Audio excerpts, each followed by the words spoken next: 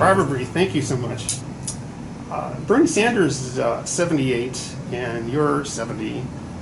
He has his young acolytes and his policy to appeal to him. I should ask you, why should young people vote for you?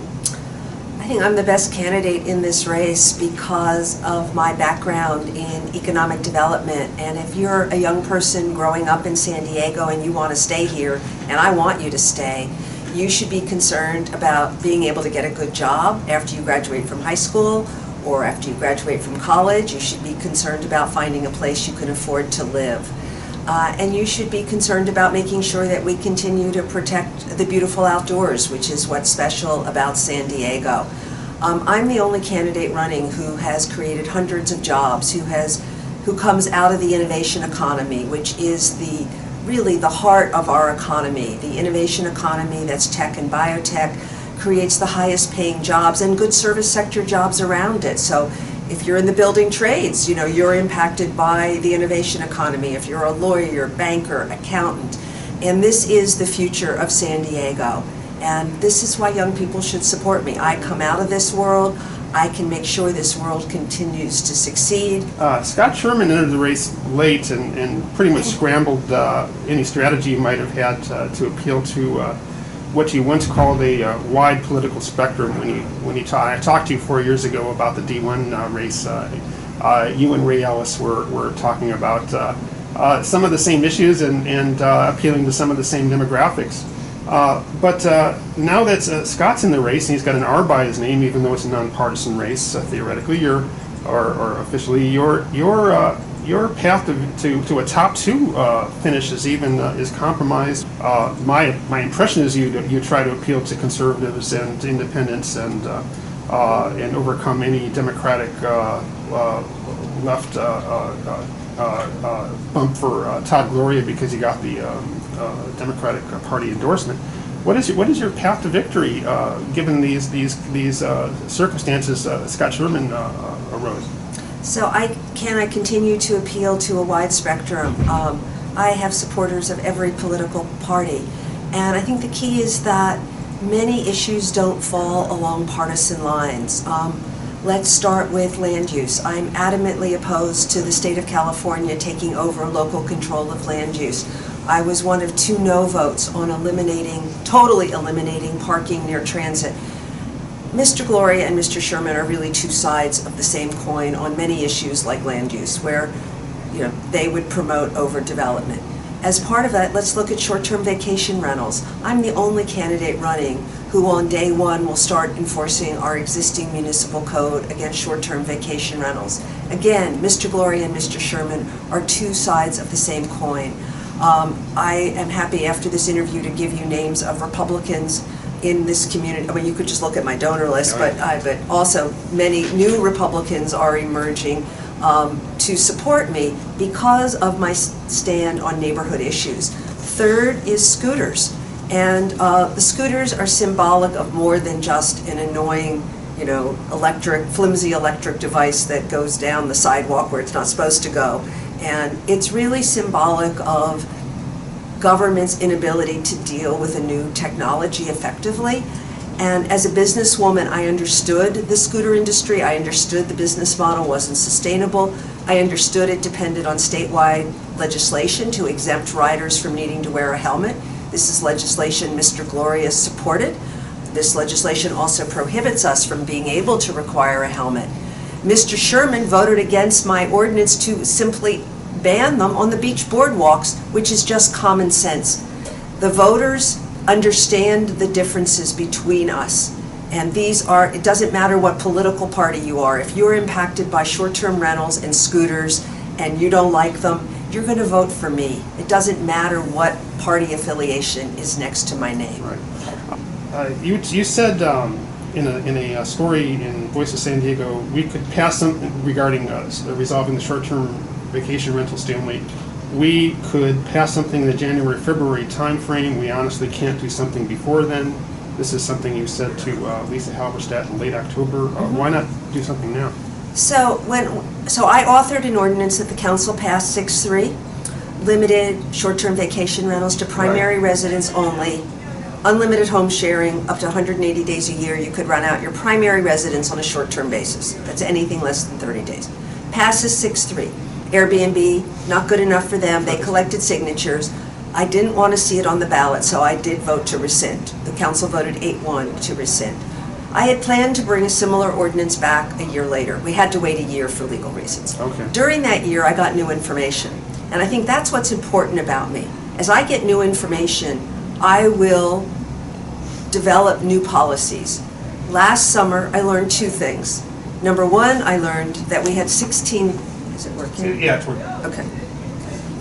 That's off the record, is it? Oh, yeah. I learned two things. First, I learned that we had 16,000 single-family homes being used as short-term vacation rentals. That number astounded me, and we got it from a reputable source. We got it from the city auditor, because they were doing an audit on how many homes were getting illegal, how many single-family homes were getting illegal free trash collection, which is a violation of the People's Ordinance. Right.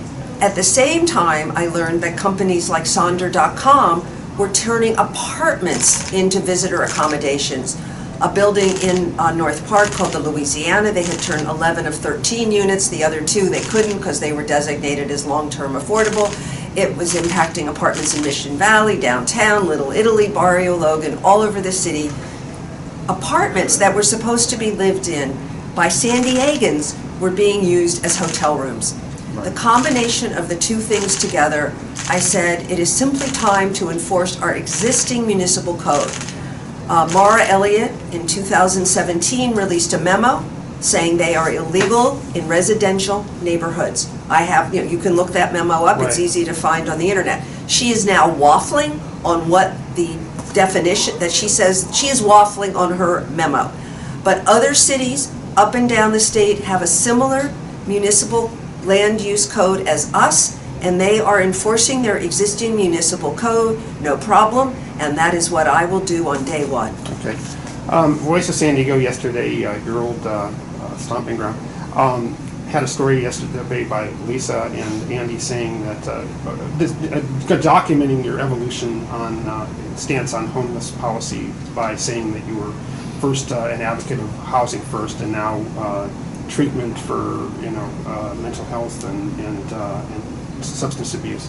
How did you come to evolve to that point of advocating for that, which now you're seeing Mayor Faulkner is following your lead? Yes, so I've been writing my homeless policy over the 3 years that I've been at the City Council in terms of gathering information, doing research, and thinking about what is the best way for the city to address homelessness. And I essentially wrote my policy for a commentary that ran in the Union Tribune several months ago. And in that commentary, I acknowledge that housing first is not the way to deal with homelessness. We have to start by addressing the root causes. And many people who suffer from homelessness, and it's over half according to almost every study that is done, have mental health or substance abuse issues. And we need to treat the issue, the problem, before we can get them into a permanent home. Perhaps they should be in a shelter, perhaps they should be in transitional housing while we help them get better. But until they get better, they are not going to be successful in a home. The LA Times had a very moving series in the last few months where they followed homeless individuals who were given permanent housing, and most of them were back on the street in a few months. The underlying issues had not been addressed. And for every person, it's going to take a different amount of time to address the underlying issues. And I'm very honored that I have the support of Father Joe. And this is his belief. I mean, I evolved, on my own to this. He read my policies and he has decided to endorse me. And I am very honored. And he blames Todd Gloria for taking the city down the wrong road. He blames Todd Gloria for the fact the city lost 9,000 SRO units. I mean, Scott Sherman was part of that too. That's again, two of the same coin, two sides of the same coin, those two men. And he blames Todd for defunding programs that were helping people address what was at the core of their being homeless so that they could get better. Okay. some people might think of your new stance or your evolved stance as a kick the can response to the problem. For example, where is the capacity to treat people for either mental illness or substance abuse? Where is that right now in San Diego or the county? And I know you want the county more involved, but how do you do this? How do you? Okay, now that you've identified the root causes, how do you fix that? So you're going to fix it. So I've read the governor, thankfully, is allocating more money in the state budget for mental health services, particularly for the homeless. As you said, it is a county responsibility that they get money every year from both the state and the federal government. They are moving to develop a facility in the Hillcrest area among several hospitals, and that's going to take a few years. They have expanded the number of beds on Rosecrance, and there's more they could do now to push hospitals to open more mental health beds. They can push that there be more board and care facilities where individuals with mental health individuals can live in a safe setting and get better. So there is, and the mayor in his speech talked about one new facility that the city and the county are going to do together. These are things that can be done quickly, especially since there's going to be state funding to support it. Okay. Back to affordable housing. I just got an email blast from Tony Atkins saying that she's moving SB 50 from Appropriations to Rules Committee. I'm not sure what that means. Are you familiar with that movement? I don't know I don't know the rules of the state legislature. I just know I'm against SB 50. Right. Another issue you've evolved on is Prop B pension reform. How to fix the pension crisis. You were originally for Prop B, and eventually you decided that you're not going to appeal to defend it.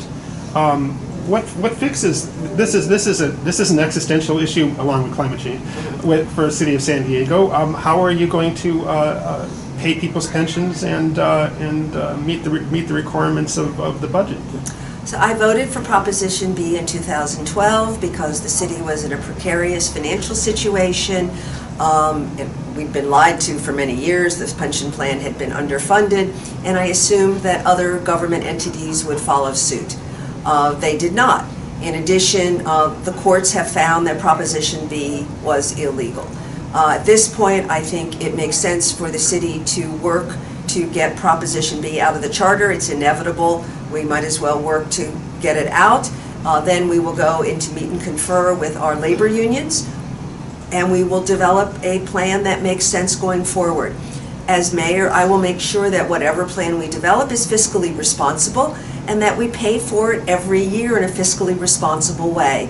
And that's what prior city councils did not do. A defined benefit plan can make sense if you pay for it appropriately every year. But 401ks was the linchpin of Prop B, except for the police department. What would you like to see a 401k solution to this? I would like to see a financially responsible plan, also keeping in mind that city employees do not get Social Security. This is an issue that will go to meet and confer, and as mayor, I would lead that process, and again, it has to end up in a place that is financially responsible, both to the employees so they can make sure they're going to get it when they retire in 10, 20, 30 years, and to the taxpayers. Okay. Who are your top 3 presidential picks in the? I'm not voting for Donald Trump. That's all I can say. Okay. Why won't you say who you might? Give me a top 3. I don't have. Actually, it varies every day. I mean, my primary goal is to defeat Donald Trump in 2020, and I will probably make my decision at the last minute in terms of which Democratic candidate I think has the best chance of beating Donald Trump. Should Trump be convicted in the Senate of abuse of power and obstruction of justice? Let's see the evidence. I mean, What do you mean, see the evidence? Well, I think isn't there overwhelming evidence already? Well, I think everybody deserves a trial. Even Donald Trump deserves a trial.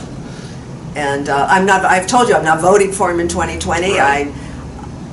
But I think he deserves a trial, just like anybody else. Okay, so what did you think of the the House committee investigations and testimony, was that not sufficient for you to find him guilty of strong-arming Ukraine and So honestly, I've been very focused. I read the newspaper, but I wouldn't say that's enough information to make a totally informed decision. Again, I would, if I'm voting on whether to impeach the president, I would want to read everything and hear every witness and then make my decision. I think the major thing is to vote him out of office, which is what I am going to be doing in November 2020. Okay. I want to return to some affordable housing questions. Wendy Wheatcroft, in her council race, has issued a plan that is very interesting. Some of the linchpins of her plan for affordable housing are a vacancy tax on empty units, because there are so many around. Reform the vacation rental laws, as you're advocating. Legalize townhomes in every neighborhood, which includes La Jolla, and reduce development impact fees. Are any of those appealing to you? Would you like to see a vacancy tax on empty units? No. So my focus initially is on returning 16,000 short-term vacation rental units back to the housing market, whether a long-term occupant or a long-term tenant, Right. and also stopping the apartments. And we don't yet know how many apartments, so it could be several hundred, it could be several thousand, we just don't know. The mini motels, right? And it's just going to keep going unless we crack down on it. So that's my first priority in terms of getting more housing available for San Diegans. I'm proud as a council member, I have voted to update community plans along transit, adding by right the ability to build 45,000 more housing units in Morena, Balboa, Midway, Mission Valley, and Old Town. We can't eliminate development impact fees. That's what pays for the new library and the new fire station and the bridge across I-5 for pedestrians and bicyclists. That's very naive. What we can do is ask the state to help us with infrastructure costs. Infrastructure costs are a large part of new development, and the state could play a role in helping us reduce that in a way that could be passed on, the savings could be passed on to homeowners and to renters. I forget what her other ideas were. Townhomes, No. for example. No, I've made it easier to build a granny flat, but again, I will not demolish single-family zoning. That is what SB 50 wants to do, is take away single-family zoning and basically allow a fourplex on every single-family home lot in California. I am against that. That is not the way to solve our housing crisis, and it will destroy the character of many of our neighborhoods. Okay. So you want to protect La Jolla from the riffraff of apartments? Density is appropriate along transit. Otherwise, we're never going to have enough density to make it economically viable to increase the frequency of buses and to have a viable transit system. Shouldn't La Jolla and more affluent north of I-8 communities share in the sacrifice for the sake of more housing? Not just the corridors and... They are. So in in the future urbanizing area, which is in the northern part of the city, part of it's in my council district, part of it's in Mark Kersey's council district, 20% of all the new units that are built are affordable. Okay. So That's have you been to Pacific? Inclusionary housing. Inclusionary. Yeah. So Okay. 20%. Have you been to Pacific Highlands Ranch? There's density around the town center, Right. and the kids who live there can walk to an elementary school, a middle school, a high school, to the grocery store. What's sad is there's no transit up there, but there is density around the town center, and there are 20% of the units are affordable. Yeah, some cities are considering or enacting free mass transit, free trolley, free trains. Would you ever consider that? Would you ever advocate at MTS that there be some kind of a free transit program? I think it might be worth exploring. I think it's interesting on Free Transit Day, ridership goes up. So I'd be interested to explore perhaps making it free for seniors during non-peak hours. At Hoover High School last night, the students talked about the need for free transit passes. I'm open to trying many different things. That's one thing you learn from being an entrepreneur. You try something, and if it doesn't work, you could try something else.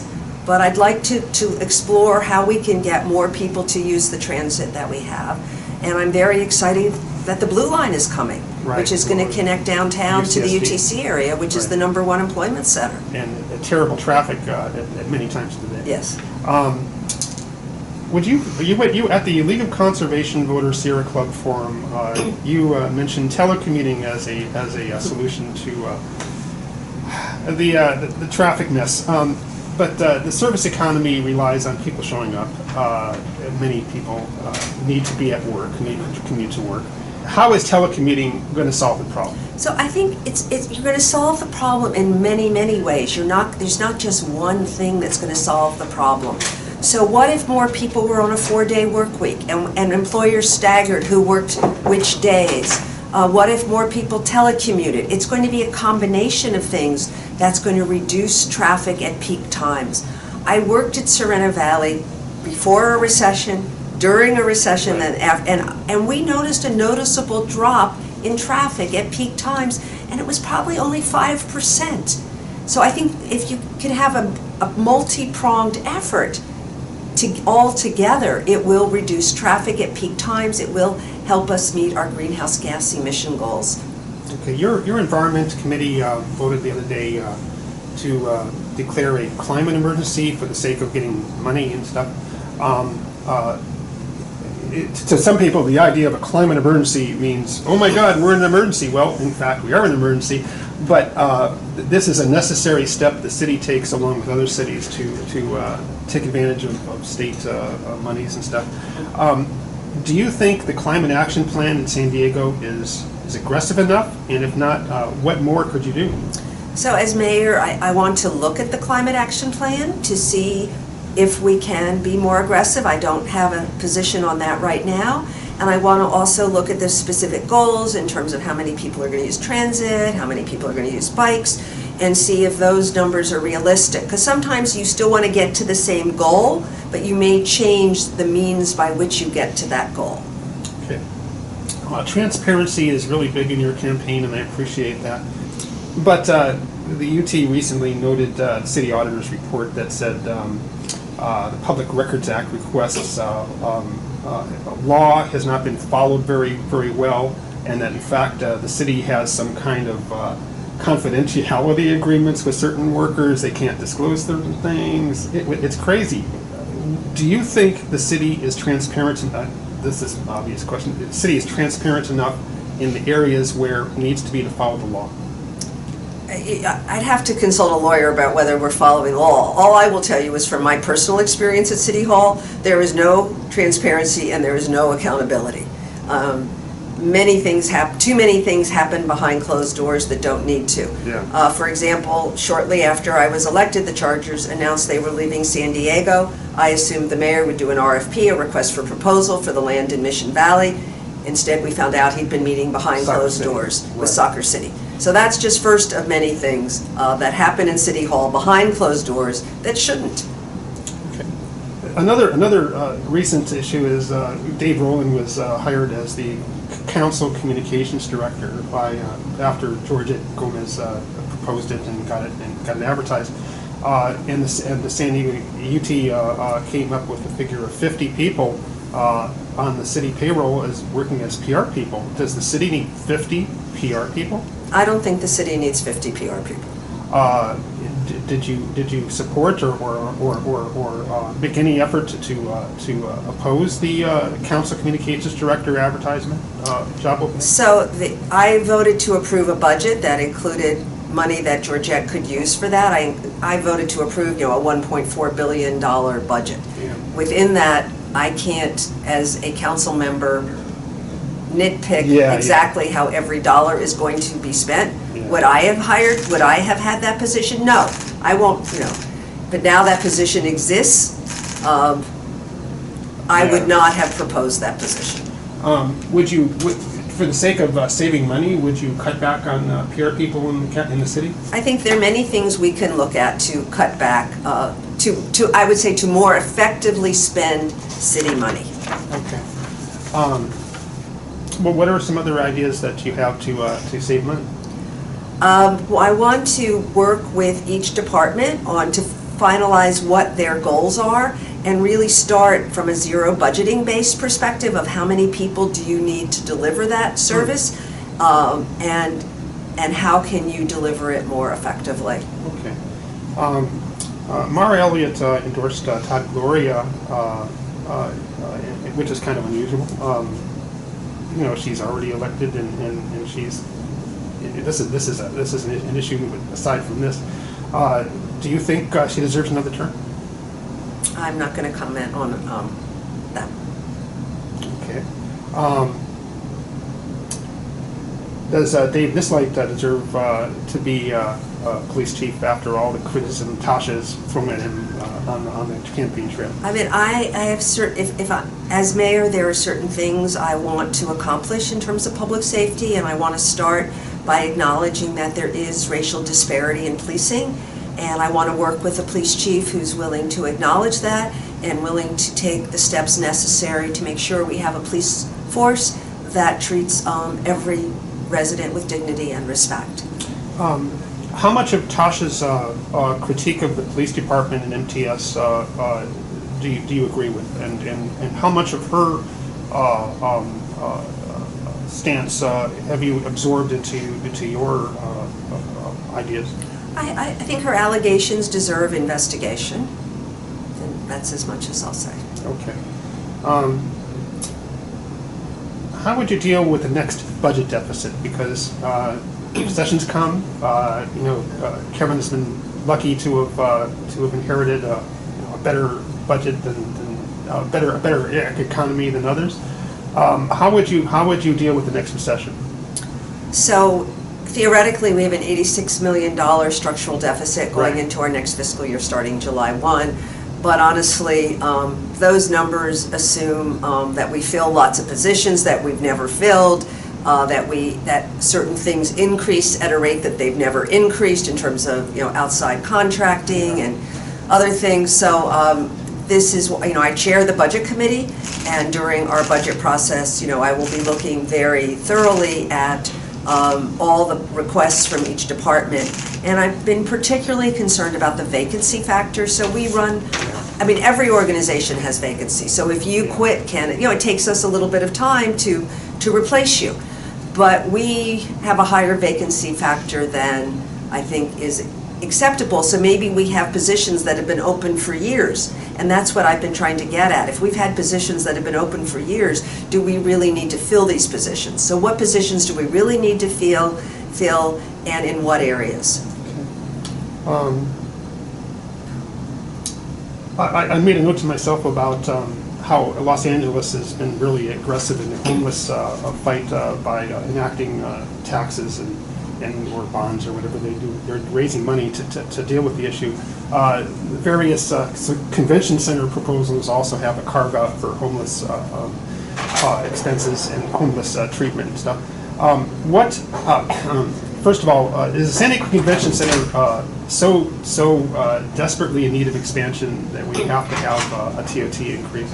I am supporting Measure C, which is on the March ballot, which will provide funding, which will allow us to increase the hotel tax so we can issue bonds to expand the convention center. And Measure C also provides money for homeless programs and services and some money for streets. And I am voting yes on it. And there are critics of that measure that say there's no guarantee that the money will go to the homeless. There's no guarantee in the wording that it's anything more than just. It certainly is a convention center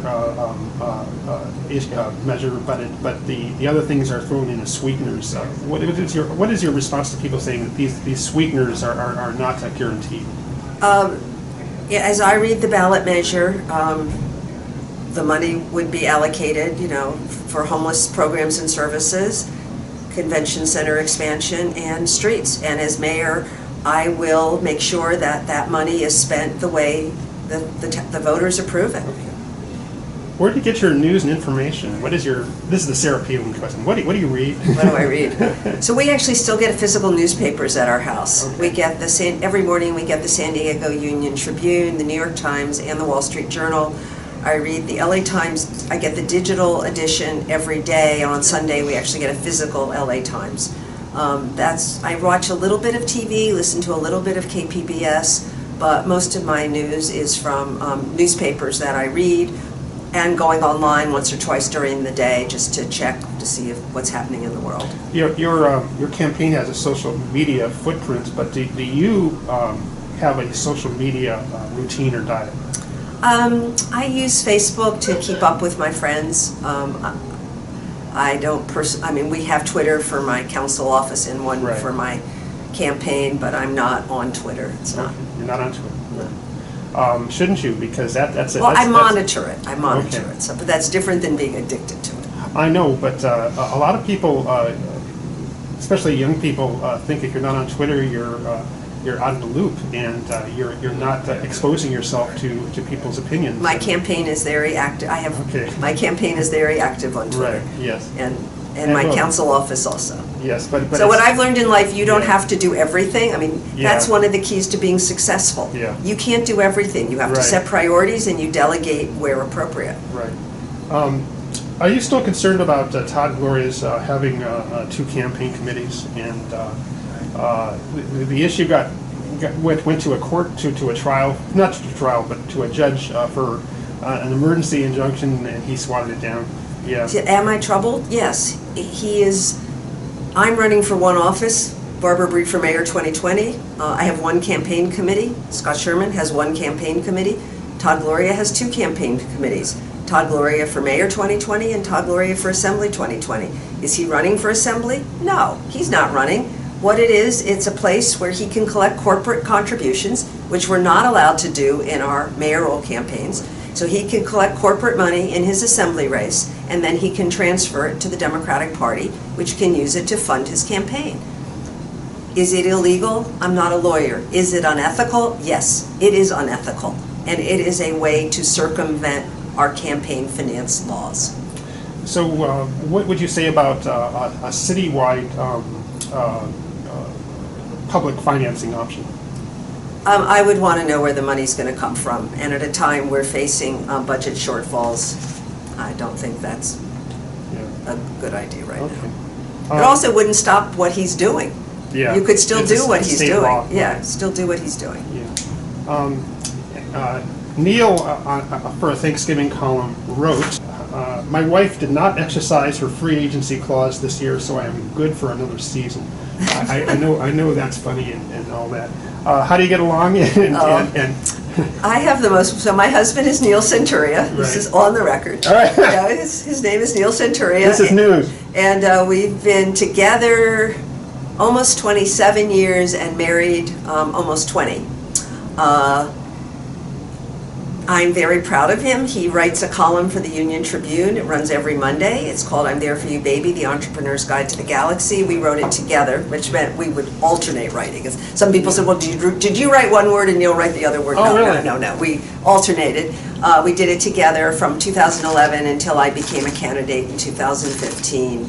And I'm very proud of him. He's won many journalism awards for his column.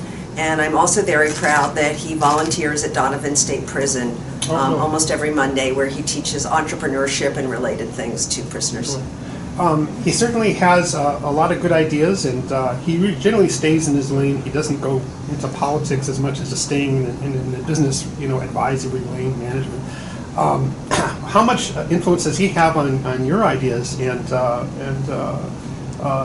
This is the pillow talk question. What does he do that could influence you as mayor? Well, I'm blessed to have a broad group of people around me to whom I listen, and also I'm out in the community every day, talking to people, listening, learning more about every part of the city. And I come home at night and I talk about it with Neil, and it's wonderful to have a partner who's enormously supportive of what I'm doing. And it's a sacrifice for him too. Yeah. And enormously supportive, wants to be helpful, wants to listen, and we have great conversations. So, Voice of San Diego, were you the first editor? I was the first editor. And how long did that last? I was there about a year. And Neil Morgan's vision, are you confident that it's being delivered, or has it gone astray? Has Scott Lewis taken it in directions you didn't expect? So I hired Scott. I think you know Right. that. Yeah. My vision back then that it was going to be more community focused in terms of allowing sort of every neighborhood, every sort of major nonprofits or even little nonprofits, just sort of, we had something at the beginning I called contributing voices. So everybody, Serge Dedina was then the head of Wild Coast, so he wrote about the environment. Peter Q. Davis had stepped down from Civic, but he would write about downtown issues. I had remember Sandy Goodkin? He would write about real estate. Yeah. So I liked having, I really saw it as more of a community newspaper online, that where different voices throughout the region would have a forum to talk about what was on their mind or what was happening in their neighborhood. And it hasn't, I tried to do that. And I don't think that's what they do today. Well, they've carved out certain beats that they're really excellent at. Won a lot of awards, made, with the Sandag investigation, with the homeless. They're doing good investigative report, which we did back then. Yeah. Do you think you've been treated fairly by Voice? I'm not going to comment. Do you think you've been treated fairly by the UT? Yes. Okay. Why not comment on Voice? I just prefer not to. Okay. That's interesting. Now, you've gone on KUSI, which is a right-leaning media outlet, even though it invites Democrats on for comment. Back to the original question of your path to victory, at least to the top two. Are you going to use more conservative media to get your word out, and how are you going to appeal to conservatives? I'm talking, as I said earlier, I don't think local issues fall along partisan grounds. I'm against SB 50, which many people in San Diego are against regardless of political party. I want to enforce our prohibition against short-term vacation rentals. That crosses political parties. I understand the scooter industry and that we should be able to require a helmet and that a beach boardwalk ban makes sense and that the mayor should have done an RFP. That goes across political boundaries. So I will talk to voters wherever they are, whatever media they watch, and whichever neighborhood they live.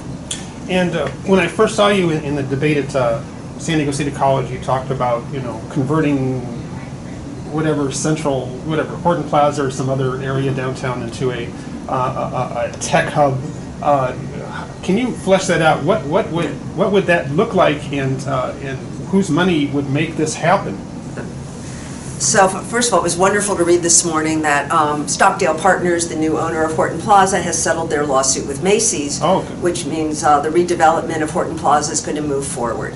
And that is going to be a tech center. Stockdale has transformed shopping centers in other cities into tech hubs. And so that Horton Plaza will be the beginning of a major tech presence downtown. There are tech companies downtown now. I'm actually was the founder of a software company in '95 that was at 308 G Street. But we need to build a real employment center downtown that's going to be focused on technology, which creates high-paying jobs. And Horton Plaza is step one. And they've been talking to Stockdale, the new owner, has been talking to every Bay Area, Seattle company, some of whom have already started to have a presence here. I mean, Apple's leased space in the UTC area. Maybe they really wanted to be downtown and there wasn't space available. What I want to do as mayor is lead the redevelopment of the City Hall site, which includes City Hall, Golden Hall, and the City Operations Building. I will do an RFP. I will put together a group of community leaders to write the RFP. Part of what they will need to do is go out into the community and talk. As I have talked to developers informally, we will get interest from all over the world. And this will be pivotal in creating a true employment center downtown. Right now, a lot of the people who live downtown don't work downtown. Downtown, the development of a tech center downtown is both an economic and environmental imperative. We already have pretty good transit coming into downtown from the south and from the east. And more of the millennials are living near downtown. So this is something with my business background, I am the right mayor to lead this initiative. If you were to serve out your term, you would I think you would be the oldest mayor in San Diego history, exceeding Bob Filner, who was around 70, 71. How do you stay in shape? How do you stay healthy. So FYI, I'm 70. Everything's public. Right. I'll be Right, 71 April 9th. Right. No secrets. I am in amazing shape. I have 2 daughters, 34 and 38, and I have 2 stepkids about the same age, and they both all say that I have more energy than they do. I think I'm probably blessed to have good genes. I never smoked. I drink moderately. I do yoga. I do yoga several times a week. I don't have time to go to a class anymore, but Neil and I often do it together, or I do it on my own. I try to do it 4 to 5 times a week for at least 30 to 60 minutes each time. I get up early. I also walk a lot. On at least 5 times a week, I walk at least 10,000 steps. Oh, do you have a Fitbit, or do you? I have my watch. Oh, your my watch. My iWatch. Right. Okay. Yes, but I basically weigh the same as I did 25 years ago. Yeah. Excellent. Yeah. Tell me something that people don't know about you that, or anybody knows about you. Tell me something that you haven't told Neil. I don't think he knows that in high school I was a Latin scholar. A Latin scholar. I was very good at Latin, and I won all sorts of national Latin awards. Really? Yeah. How does that work? How do you win a Latin award? You take a test. Okay. So you do really well on a test, and you get, I think it was called Auxilium Latinum, and I loved Latin because I loved what we read, because we read, about the history of, the Romans in Latin. So you were reading real things. Really? Yeah. So the Yeah, I don't think Neil knows that. right. How active are you in your congregation? So Neil and I are members of Congregation Bethel. I honestly don't have time to be involved right now. Yeah. Neil goes to synagogue almost every Friday night, and many Friday nights he goes to Adat, which is an Orthodox synagogue in La Jolla. I've been more involved on the secular side of the Jewish community. I was vice chair of the Jewish Community Foundation, and I was chair of the Jewish Women's Foundation. I surveyed some of my friends to ask them what kind of questions I should ask you. I said, give me some tough questions. And there's one form of question that is kind of hard to ask. It's that you're basically in your attempt to appeal to a wide spectrum, you're also seen to be appealing to the old white man yells at the cloud cohort. People, conservatives in the sense of status quo, leave things as they are. Don't affect my neighborhood. Don't affect my neighborhood.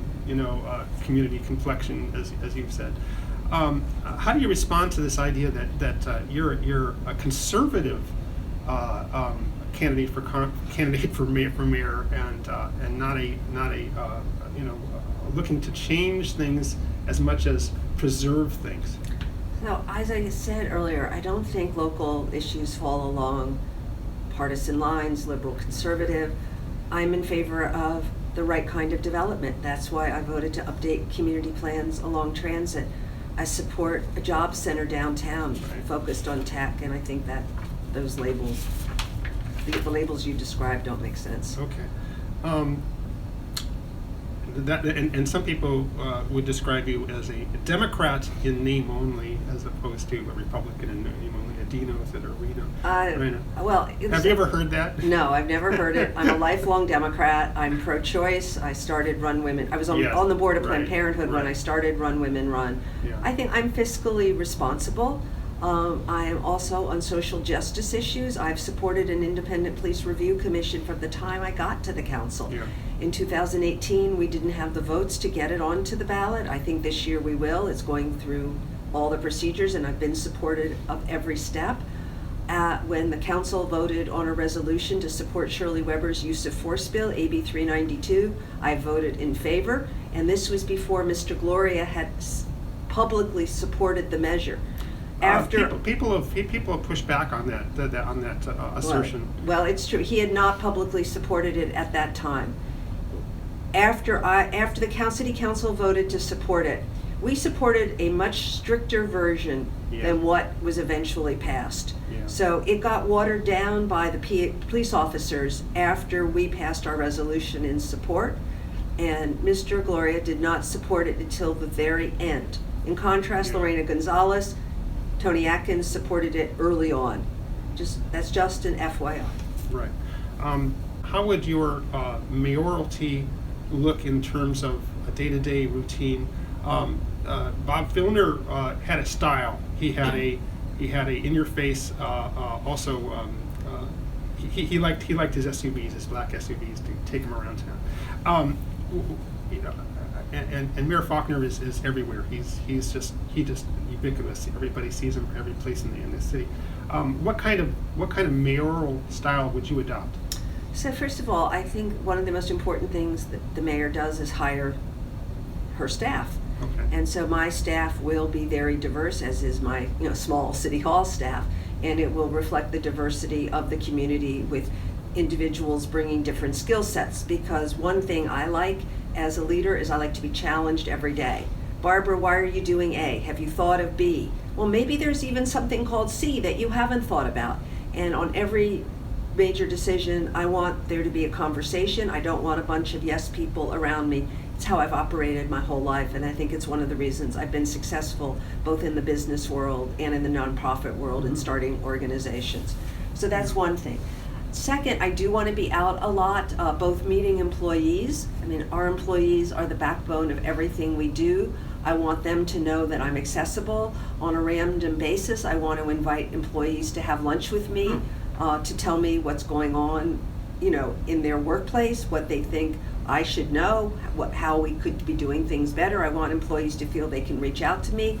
I'm thinking of having a special phone number they can call and leave a message for me if they want to do it anonymously. And I also will be out in every council district. I want to be out with each council member. We're going to have 5 new council members, and I want them to be successful, and I want to help them be successful, and I want to be in their community in a way that works for them. Unlike Mayor Faulkner, who's a Republican, as a Democrat mayor, you would have the support of a supermajority probably on the council if trends continue. What can you do to leverage that supermajority that would make a big, what are the big difference items you think that supermajority would help you achieve? Well, first of all, we don't always vote along party lines if you look at the inclusionary ordinance. So I think it's not about party lines. And Mark Kersey voted when he was still a Republican now. He voted yes on the vacation rental ordinance, and he voted yes on the scooter ban. Okay. So things do not always fall on partisan lines at City Hall. So it's more about what are we going to do as a whole to move the city forward. And as you've noted, many of our votes are 9-0 when we've updated our community plans. And we've always had some dissension. We're never going to make everybody happy. But what I like about the updating the community plan process, and that's something I plan to continue doing aggressively, everybody in the community gets a voice. At the end of the day, decisions are made, not everybody's happy, and it comes to the city council, which then gets to vote yes or no or make some modifications. But on many things, it is unanimous at City Council because it's gone through a public process. And I think that going through the public process is something that has been missing sometimes at City Hall, like with Soccer City, like with not telling us about what was going on at 101 Ash Street, trying to fight me on what was happening at the water department and telling me, no, everything was fine. People were just overwatering their lawns. Todd Gloria, if he were to be elected, would he serve 2 terms, or would he look to higher office? You know what? You'd have to ask him that. One thing I have noted is when he, at many public forums, he often says, "Well, I was the mayor for 8 months. Now give me 8 years." And you know what? I think that's a little bit arrogant. The voters elect you for 4 years, and if they think you're doing a good job, they will decide whether you get 4 more years. Right. And should you be elected and re-elected? Well, here's a better question. If you do not make the top 2, you're off the council. You're not D1 anymore. What does the rest of your life look like after having this brief limelight turn and doing what you could to move the ball on various issues? What would your life be like if you do not win? So I've been blessed that I've had the most amazing life. I was a journalist, Sacramento Bee, LA Times. I worked at the Connect program, then at UCSD for 10 years, helping start high-tech and biotech companies. I became an entrepreneur in the tech world and had some success. I have 2 children, 2 stepchildren, 3 grandchildren. served on many nonprofit boards. I've had a really full life. I am really blessed. And it's actually, I think, the diversity of my life experiences which differentiates me from my opponents.